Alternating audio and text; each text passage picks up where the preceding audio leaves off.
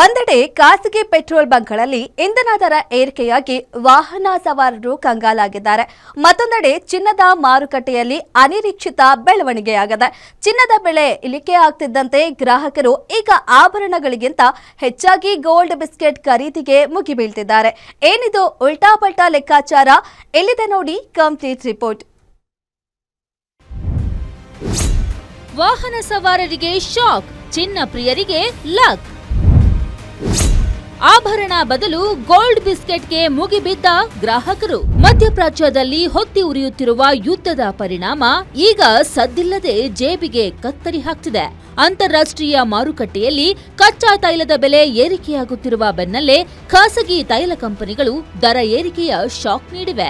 Shell ಬಂಕ್ಗಳ ಬೆನ್ನಲ್ಲೇ ಇದೀಗ Nayara petrol ಬಂಕ್ಗಳು ಪೆಟ್ರೋಲ್ಗೆ ₹5 ಹಾಗೂ ಡೀಸೆಲ್ಗೆ ₹3 ಹೆಚ್ಚಳ ಮಾಡಿ ವಾಹನ ಸವಾರರ ಹೊಟ್ಟೆ ಮೇಲೆ ಹೊಡೆದಿವೆ.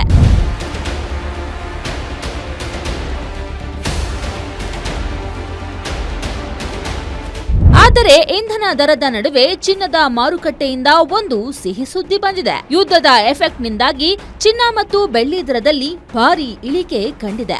ಈ ಅನಿರೀಕ್ಷಿತ ಇಳಿಕೆ ಹೂಡಿಕೆದಾರರಿಗೆ ಬಂಪರ್ ಲಾಟರಿ ಹೊಡೆದಂತಾಗಿದೆ.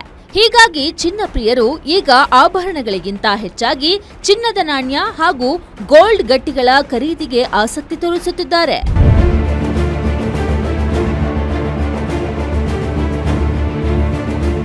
ಚಿನ್ನದ ನಾಣ್ಯಗಳ ಖರೀದಿಯಲ್ಲಿ ಬರೋಬ್ಬರಿ ₹300ರಷ್ಟು ಏರಿಕೆ ಕಂಡು ಬಂದಿರುವುದು ಮಾರುಕಟ್ಟೆ ತಜ್ಞರನ್ನೇ ಬೆರಗುಗೊಳಿಸಿದೆ. ಕರೆನ್ಸಿ ಮೌಲ್ಯ ಕುಸಿತದ ಆತಂಕ ಹಾಗೂ ಹಣದುಬ್ಬರದ ಭೀತಿಯಿಂದಾಗಿ ಜನ ಈಗ ತಮ್ಮ ಉಳಿತಾಯದ ಹಣವನ್ನ ಸುರಕ್ಷಿತವಾಗಿಡಲು ಚಿನ್ನದ ಮೇಲೆ ಹೂಡಿಕೆ ಮಾಡುತ್ತಿದ್ದಾರೆ.